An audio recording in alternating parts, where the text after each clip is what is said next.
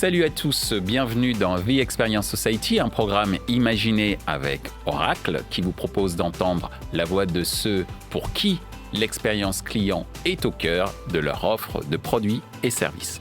Ce contenu est également accessible en podcast sur les principales plateformes d'écoute. Cette semaine, notre thème est le suivant: Customer Data Platform, déploiement et retour d'expérience. À l'heure où les données sont considérées comme le nouvel or noir des entreprises, leur gestion devient un enjeu majeur et un levier de réussite incontournable.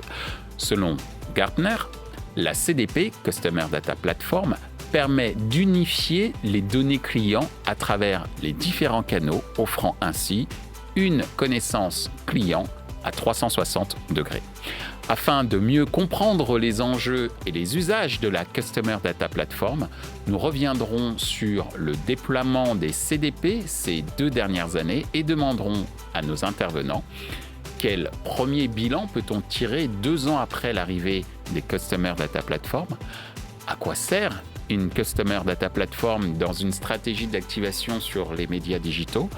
Quels sont les facteurs clés de succès dans la mise en œuvre d'une Customer Data Platform? Pour en discuter, Roland Kolchakian de Oracle, Sylvain Bélier de Epsilon France, Laure Debos de Epsilon France.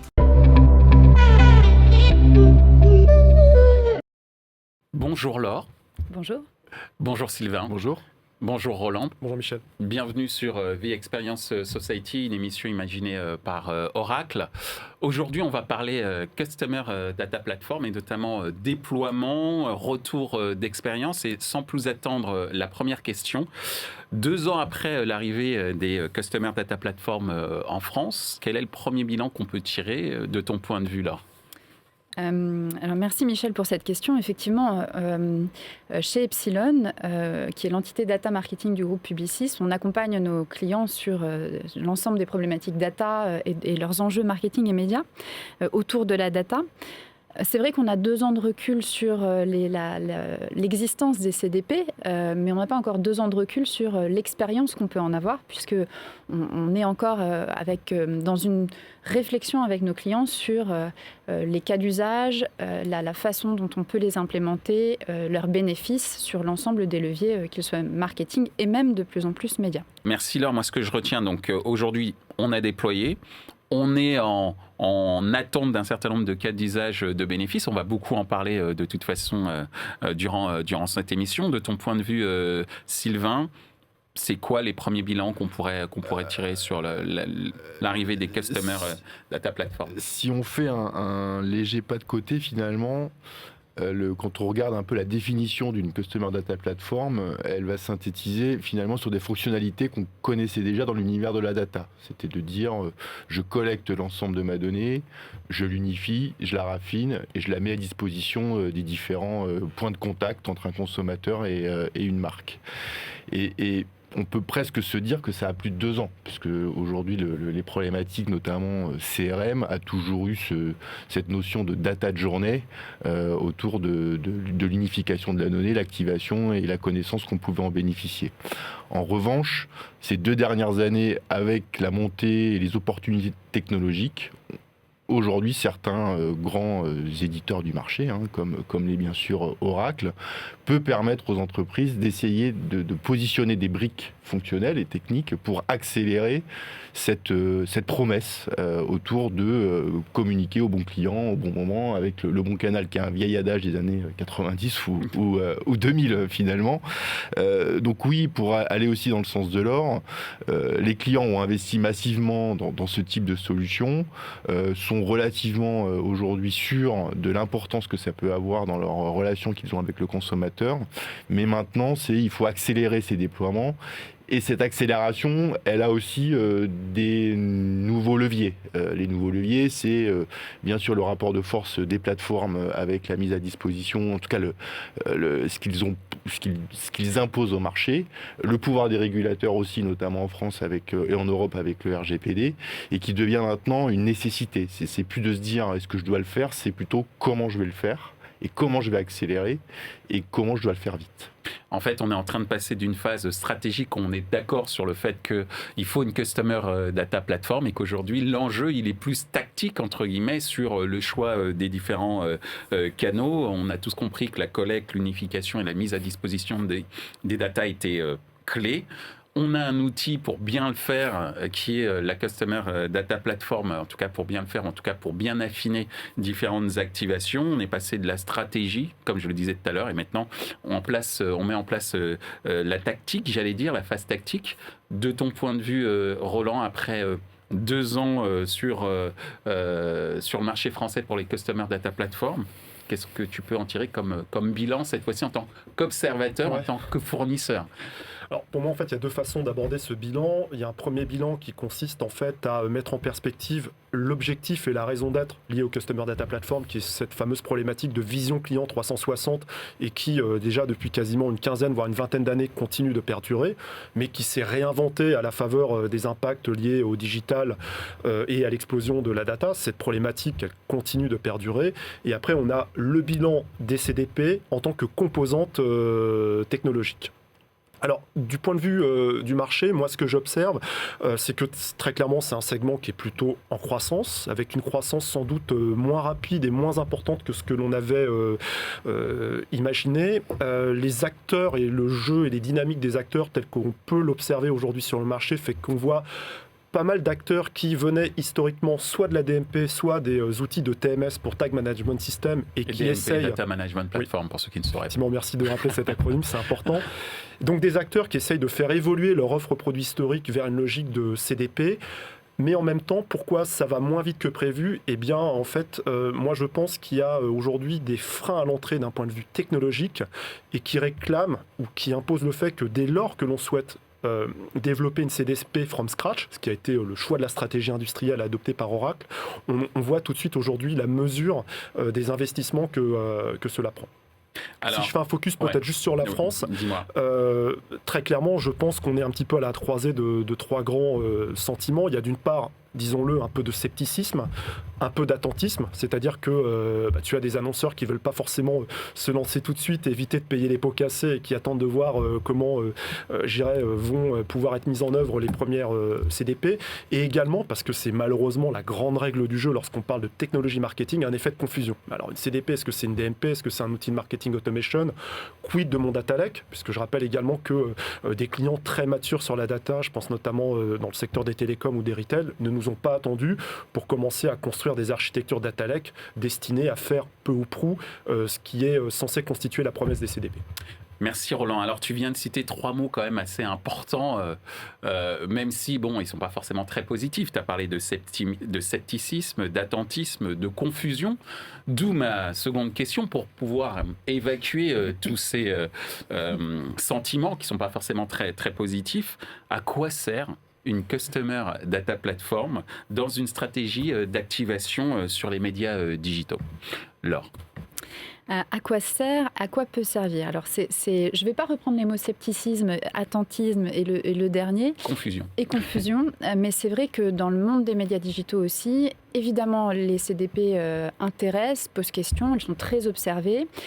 Est-ce qu'il y a de l'attentisme ? Je ne dirais pas ça. En tout cas, il y a une prise de conscience de l'importance d'investir dans un patrimoine data propriétaire et de pouvoir l'activer, de pouvoir s'en servir sur les médias digitaux. Il y a d'autant plus, alors pour au moins 2 raisons. D'abord parce que c'est une évolution logique et c'est ce qui a permis de découvrir la DMP finalement, qui a laissé aussi un peu de scepticisme pour certains clients et qui a pu décevoir dans certains types de use cases. Donc on se pose la question. On ne fait pas 2 fois bonne impression. C'est ça. Et dans le monde de la data, c'est vrai aussi. Exactement. Donc est-ce que la CDP sera la réponse à la déception de la DMP pour certains annonceurs ? Est-ce que la CDP sera aussi la réponse à la disparition programmée des cookies et aux enjeux que ça représente pour les marques ? On pense, et on accompagne aussi certains de nos clients, et certains de nos clients se posent très sérieusement la question. Évidemment, ça n'est pas la seule solution. Il y a d'autres solutions qui sont envisagées, et notamment tout ce qui va constituer du ciblage contextuel, qui finalement est un retour à ce qu'on appelait le média planning dans le temps, passer de l'audience planning au média planning, comme on a pu le faire dans l'autre sens il y a 10 ans, et qui finalement revient à cibler des inventaires, ou en tout cas un contexte éditorial dans lequel on pense qu'on sera en capacité de trouver notre cible, qui assure un certain reach, un certain volume aussi, qui est évidemment l'enjeu principal sur les médias digitaux. Donc il y a le contextuel, il y a développer et en tout cas monter des partenariats qui permettent d'activer des ID qui soient propriétaires ou du moins suffisamment volumiques et universels pour être reconnus par les plateformes d'achat. Identifiant utilisateur, on est d'accord. Identifiant utilisateur, exactement, des moyens, des alternatives aux cookies pour retrouver ces audiences. Et puis il y a évidemment les CDP et les clean room marchés qui sont encore une autre solution pour aller au-delà de la problématique des walled gardens et du respect du RGPD. Donc à quoi sert une CDP dans les stratégies d'activation digitale ? À retrouver des audiences fines, précises, de qualité que l'on connaît, avec l'enjeu de retrouver les volumes qu'on pouvait avoir sans CDP ou dans les DMP ou en utilisant de la data third party, évidemment dans un souci de ciblage et d'activation. Merci Laure. Alors à l'instant, tu viens de nous parler du retour du contextuel, de l'importance de pouvoir bien identifier l'utilisateur pour revenir à une sorte de plan média plus d'une certaine manière. De ton point de vue, Sylvain, à quoi sert donc cette fameuse CDP en complément de ce que vient de dire Laure dans le cadre d'une stratégie d'activation des médias digitaux ? Je voulais juste revenir sur le point de Roland avant de répondre à ta question, Michel, mais c'est sur la partie un peu landscape du monde de la CDP. C'est vrai qu'aujourd'hui, on dénombre 200 CDP aujourd'hui depuis ces 2 dernières années. Donc ça montre aussi quand même la prolifération des outils et aussi du coup une notion d'évangélisation du marché qui doit être fait. Parce qu'une CDP, au départ, il faut quand même, ça traite de la data first party. À l'instar du DMP qui avait une promesse, donc quand on dit data first party, c'est la donnée propriétaire d'un annonceur ou d'une organisation. La donnée propriétaire, c'est, si je prends un retailer, c'est le ticket de caisse, c'est-à-dire tout ce qui est porté par un programme de fidélité. Donc j'ai l'identifiant du client, son nom, son prénom, son email, numéro de téléphone, sur lequel je peux raccrocher l'ensemble de ses transactions magasin.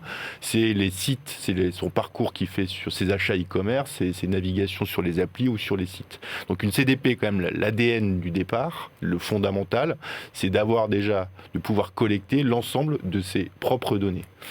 Donc ensuite, derrière, c'est déjà de pouvoir détenir ses propres données. C'est finalement les cas d'usage qui sont utilisés, c'est d'être capable d'hybrider le monde que l'on connaissait bien, plutôt du monde du MarTech, donc qui est plutôt l'activation ciblée et nominative, avec justement de dire que est-ce que cette data et cette donnée que je connais sur mes utilisateurs, je peux la rendre opérable sur l'univers des médias digitaux et jusqu'à la télé adressée. Après, c'est l'interopérabilité. Donc c'est vraiment j'hybride mes différents canaux de contact et l'hybridation de ces politiques, cette activation, elle est pour répondre à l'enjeu qu'attend, on pense, nous, membres de l'industrie, de cette fameuse omnicanalité des clients et de parcours sans couture, de dire, voilà, un consommateur qui a été ciblé dans un dispositif d'activation où là j'ai pas besoin de CDP, donc là l'activation, l'acquisition de masse où je vais passer par des plateformes tiers ont des cas d'usage pour ramener l'ensemble des utilisateurs sur mes propres assets. Et ensuite, c'est là où la CDP commence aussi à pouvoir travailler pour se dire quelle va être un peu la next best action ou next best offer pour favoriser de l'engagement ou favoriser de la vente. Donc au final, pour essayer de synthétiser un peu tous mes propos, c'est de se dire je donne des protocoles, des campagnes d'activation. Ma CDP peut m'aider à faire des audiences beaucoup plus ciblées, beaucoup plus fines avec des exclusions, des inclusions. Je ramène ça sur mes assets et du coup je couple ensuite le CRM connue, traditionnelle, si je ne m'abuse, et la partie également ad tech. D'où cette notion d'hybridation Absolument. dont tu faisais, non pas allusion, dont tu faisais mention dès le départ de ta démonstration. Merci Sylvain. Roland, à quoi sert une Customer Data Platform dans une stratégie d'activation sur les médias digitaux? On a parlé d'hybridation à l'instant. Auparavant, on a parlé d'une sorte de retour en grâce, je ne sais pas, mais des plans médias autour notamment des notions de contextuel, d'identifiant et de mixer un petit peu tout ça. De ton point de vue, comment ça se passe? Alors je ne sais pas si tu te souviens, mais je suis sûr que oui, on avait conclu l'émission de janvier dernier sur ce fameux mot, ce fameux concept qui était celui de la convergence. Tout à fait. Et on avait conclu en disant que finalement les Customer Data Platform étaient le pivot de cette convergence entre le CRM traditionnel et les médias digitaux. Donc 3 mois plus tard, je maintiens le propos, on est très clairement en train de l'illustrer. Ce qui est intéressant, et surtout pour éviter un petit peu ce phénomène de concurrence artificielle entre CDP et DMP, moi l'intérêt majeur que je vois lorsque l'on parle de CDP et d'application dans le monde du programmatique et de l'activation média, c'est le fait de pouvoir aller pousser des audiences first party, mais qu'on va pouvoir vraiment surqualifier grâce à des critères, notamment des critères offline, des critères d'achat que l'on va pas forcément, que l'on pouvait forcément trouver dans une DMP. Donc on a une logique de surqualification, d'enrichissement de la connaissance client et je l'espère en bout de chaîne, une notion d'efficacité média ou de taux de conversion qui va être largement supérieur à ceux qu'on connaît via d'autres mécanismes. Maintenant, comme le rappelait Laure, il faut qu'on fasse aussi à un moment ou à un autre constat d'un certain reality check par rapport à ce que nous impose le contexte réglementaire avec la fin annoncée des cookies tiers, même si j'ai noté que l'échéance était visiblement en train de bouger, on n'est plus très clair sur les échéances. C'est par là, on ne sait pas. Voilà. En tout cas, c'est le sens de l'histoire. À ce sens de l'histoire, je pense qu'on ne peut pas répondre uniquement qu'avec des alternatives techniques, même si nous, côté Oracle, on y a beaucoup travaillé puisqu'on a développé des intégrations de notre C2P avec une technologie de ciblage contextuel qui s'appelle Grapeshot. On a beaucoup également continué d'investir sur le développement de notre ID Graph qui nous venait de notre DMP BlueKai pour justement essayer de massifier et d'universaliser tout ce qu'on appelle des reg-based ID. Donc on va dans ce sens-là, mais j'abonde complètement dans ce que disait Laure sur cette nécessité d'éduquer les marques sur le fait de constituer leur propre patrimoine de first party data et qui va sans doute reposer sur ce que j'appelle moi une économie de la confiance ou une économie du consentement explicite. Ce qui n'est pas simple, mais en tout cas c'est ce vers quoi on doit s'orienter, je pense. Alors, tu viens de prononcer un mot-clé, je pense, dans le business en général, c'est le mot confiance. Tu parles d'économie de la confiance et on peut penser aussi que cette confiance a été, on l'a dit tout à l'heure, un peu émoussée à travers une première phase dans le monde de la data, en tout cas dans la phase de séduction qu'a eu ce monde de la data envers les annonceurs qui étaient les Data Management Platform, des DMP. Et sont arrivés aujourd'hui les CDP qui travaillent donc sur le patrimoine existant des données first party, donc des données propriétaires des organisations, comme tu l'as rappelé tout à l'heure, Sylvain.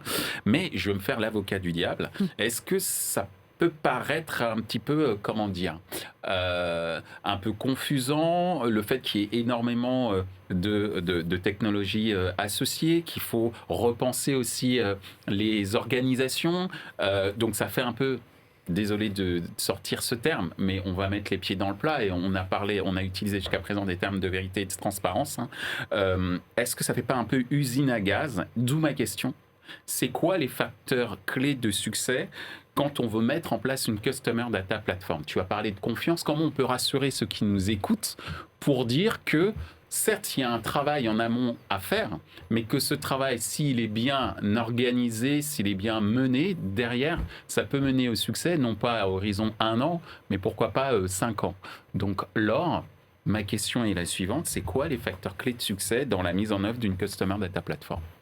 Eh bien, à mon tour, je vais reprendre Roland. Roland, tu as parlé de convergence, de confiance. Je pense qu'il faut ajouter le mot gouvernance.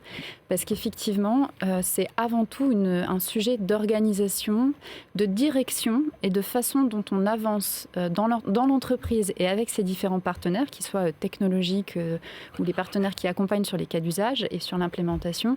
Il y a plus que jamais un besoin de définir la direction, d'y aller étape par étape, tous ensemble. Sylvain l'a dit, on regroupe dans une CDP un grand nombre de sources de données différentes pour des cas d'usage qui vont être eux-mêmes très différents pour de l'activation sur des leviers qui appartiennent à différentes entités dans l'entreprise. Pour qu'une CDP soit efficace et que le projet soit héroïste aussi, tout simplement, avec les coûts que ça représente, on a plus que jamais besoin d'être très lucide et très rationnel sur les bénéfices de chacun des cas d'usage et la bonne mise en œuvre des bonnes datas pour que ces cas d'usage soient bien déployables, exécutables et orchestré finalement, parce que le sujet, c'est bien l'orchestration.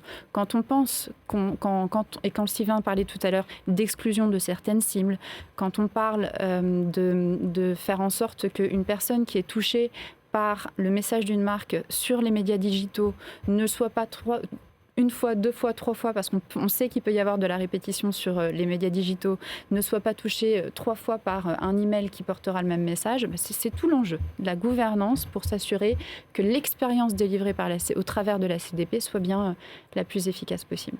Merci Laure. Effectivement, la notion de gouvernance, elle est clé, puisqu'il s'agit quand même d'un outil technologique, et puis qu'il faut savoir, j'allais dire, l'apprivoiser, cet outil technologique, et peut-être que les annonceurs qui veulent se lancer dans une politique data, peut-être mettre un petit peu de côté cette notion-là, qui est quand même une notion clé, avec cette notion de convergence et de confiance que tu as également repris, puisque c'était les termes effectivement de Roland tout à l'heure. Sylvain, c'est quoi les facteurs clés de succès dans la mise en œuvre d'une Customer Data Platform ?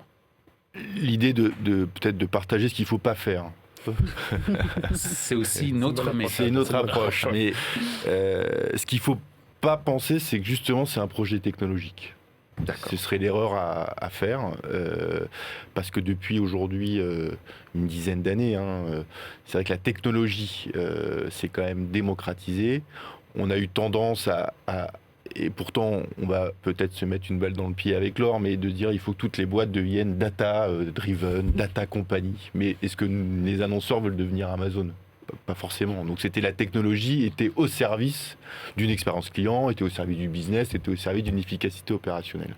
Donc mes propos, c'est pour illustrer quoi ? Illustrer avant de se lancer dans un projet CDP qui est comme somme toute une nouvelle brique technologique à intégrer dans un écosystème. Quand on parle en tout cas c'est la promesse qui sont évoquées par les grands éditeurs du marché, et bien sûr Oracle fait partie de ce côté un peu leader sur ce marché-là, ça doit s'intégrer déjà dans un patrimoine existant. Comme l'a dit Roland, les organisations investissent massivement dans des stratégies data avec la mise en place de plateformes big data avec des data lakes, ont massifié et ont fait évoluer tout ce qui était MarTech, ont travaillé sur tout ce qui était dans la partie média, sur des briques technologiques autour de la DCO. Donc comment finalement la CDP va m'aider pour travailler sur des nouveaux use cases. Donc ça veut dire tout ça, c'est qu'il faut que je sois assez lucide sur le niveau de maturité de ma boîte. Donc est-ce que j'ai des use cases que je ne savais pas faire aujourd'hui ? Est-ce que j'utilise au maximum tout ce que mon écosystème me permet de faire ? Ensuite, le deuxième point, ça va être un peu la pérennité, la scalabilité de la solution que je vais utiliser, puisque j'ai quand même parlé de 200 acteurs, donc il y a certains acteurs qui, on pense, il va y avoir un phénomène de consolidation du marché, donc de choisir quand même la bonne solution, parce que comme vous l'avez dit Michel, on est sur des projets de 5, 6, 10 ans, on investit dans la durée. Et enfin, un des points, mais qui est plutôt opérationnel, c'est l'interopérabilité de ces solutions avec l'ensemble de l'écosystème. Parce que la promesse est de dire on hybride ou on fait converger, oui, les compétences, mais surtout les différents canaux de contact. Et une des promesses fortes de la CDP, c'est la fameuse résolution d'identité entre de la donnée digitale et de la donnée offline ou CRM. Mais surtout, comment, avec ce même identifiant, je peux parler avec mon écosystème que je détiens, mais comment aussi je peux parler avec l'écosystème externe, mais pas forcément en passant par les walled garden. Donc cette notion de je suis mature, oui, non, est-ce que j'utilise, déjà est-ce que j'en ai besoin, déjà se poser la question de base. Une réflexion stratégique. Voilà. Est-ce que j'en ai besoin, oui, non, pourquoi je vais en avoir besoin, quel pain point ça va me résoudre, est-ce que mon organisation est assez mature d'un point de vue gouvernance, comme je disais, pour pouvoir derrière imposer le changement et la transformation, et après est-ce que la solution est interopérable avec mon propre écosystème et l'écosystème externe.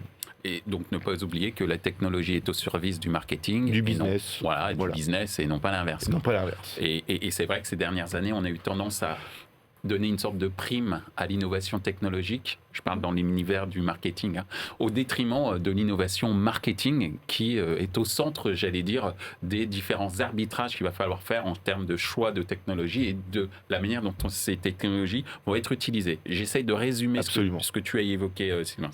On est d'accord ? On est d'accord. Roland, alors, c'est quoi les facteurs clés de succès dans la mise en œuvre d'une Customer Data Platform, j'allais dire en tant que fournisseur observateur? Qu'est-ce que tu peux en dire ?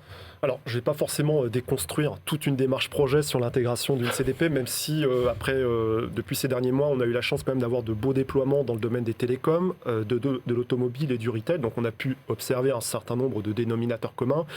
Alors, quels sont-ils ? Là aussi, je vais peut-être enfoncer une porte ouverte. C'est bien entendu la prime à la conception, la formalisation des cas d'usage, qui est vraiment un fondamental sur lequel on ne peut pas faire l'impasse. Ces cas d'usage, ils peuvent relever de différentes familles, de différentes catégories, entre eux, je dirais, l'optimisation, l'efficacité média, ou pourquoi pas le fait de pouvoir directement faire du next best action sur un centre de contact client. C'est des choses que l'on a nous-mêmes mis en production. Moi, ce qui est intéressant, et pour revenir un petit peu sur ce qui a été dit, c'est que sur une démarche projet CDP, la vertu, c'est qu'on peut vraiment fortement impliquer les équipes métiers sur des phases de modélisation du modèle de données, de l'inventaire des sources de données, des règles de gestion, de priorisation dans les traitements qui vont être apportés pour justement construire ce modèle de données et la façon dont la donnée derrière va être activée ou exécutée sur les autres frontaux clients. Donc on voit qu'il n'y a pas nécessairement besoin d'être un expert de l'IT, on peut tout à fait réussir à spécifier, formaliser et développer avec une très forte implication du métier. Maintenant, ne nous trompons pas, la dimension technologique, elle est là, parce que l'un des enseignements que l'on a, c'est que on ne peut pas forcément envisager le déploiement ou un chantier CDP sans parler de qualité de données. Très clairement, surtout lorsqu'on on fait appel ou lorsque l'on fait référence à, le legacy CRM, où on avait déjà des procédures déjà mises en place. Donc il y a des problématiques de traitement de données, de qualité de données, d'urbanisation et de traitement des flux, voilà, sur lesquels on ne peut pas faire l'impasse, mais sur lesquels Dieu merci, il y a eu quand même beaucoup de vraies avancées et de technologiques, de vrais facilitateurs qui permettent justement de décomplexifier ces sujets-là. Et enfin, là aussi, c'était l'un des points que l'on avait évoqué au cours de l'émission en janvier dernier, c'était la notion de gouvernance et de pluridisciplinarité. Je ne sais pas si tu t'en souviens. Je m'en souviens très bien. Justement, assurer le succès dans la mise en œuvre d'un projet de CDP, c'est de sa conception jusqu'à son déploiement et tout ce qui est operating model. Merci Roland, tu viens de parler de pluridisciplinarité, je ne sais pas si je le prononce bien en tout cas. T'as du mal, souvent. On va dire, il faut être polyvalent. C'est ça, polyvalent. Alors justement, cette notion de polyvalence, elle m'amène à notre dernière question qui est l'avenir, puisque on vient d'évoquer les facteurs clés de succès et que cette polyvalence parmi d'autres éléments est quand même assez important. On a parlé de la confiance, la convergence, la gouvernance. C'est quoi l'avenir des CDP, des Customer Data Platform, si on fait tout ça correctement, de ton point de vue, Laure ? Pour ajouter encore un mot à cette longue liste, je pense qu'il faut... les marques ont plus à cœur que jamais d'être customer-centric. C'est aussi l'objet de la Customer Data Platform. Donc effectivement, le mot pluridisciplinarité, polyvalence, en fait, reprendre un peu de recul sur les enjeux marketing et sur le fait que notre objectif, c'est de mieux parler, mieux s'adresser à un consommateur ou à un client qui est sursollicité par les marques, qui est sursollicité par de nombreux points de contact. Et donc, la CDP, elle a un rôle clé encore une fois, dans cette orchestration des interactions entre les marques et les consommateurs. Et d'un point de vue métier, c'est l'avenir de la CDP, il est dans la convergence, il est dans l'orchestration, il est dans la capacité à adresser le bon message à la bonne personne au bon moment, à finalement faire de ce triptyque data, créativité, contenu et point de contact, une réussite et un enjeu, un levier business finalement pour les marques. Donc de ce point de vue-là, la CDP, elle a un rôle qui va être très important à jouer, qui certes va demander une réflexion technologique, une réflexion data, mais qui va permettre aux marques de déployer et d'exploiter leur patrimoine data, qui est évidemment un asset fort dans les entreprises, dans le monde de plateformes auquel on est confronté. Ce que j'entends aussi, c'est que les marques doivent prendre leurs responsabilités aussi, c'est-à-dire qu'elles doivent prendre aussi leur part, c'est-à-dire qu'elles doivent être en mesure opérationnellement, certes d'être accompagnées avec des acteurs tels que Epsilon, mais que ces acteurs, quand je dis ces acteurs, je parle d'Epsilon, mais également les technologies, ont besoin aussi de la coopération des marques pour que tout ça fonctionne correctement et non pas s'en laver les mains comme Ponce Pilate à une époque bien reculée. Merci Laure. De ton point de vue, Sylvain, c'est quoi l'avenir des Customer Data Platform ? C'est l'exécution et la vitesse d'exécution. C'est déjà de pouvoir en tirer, de pouvoir montrer avoir la performance que ça peut amener. Et là où je souscris complètement aux propos de Laure, c'est la CDP n'est qu'une étape.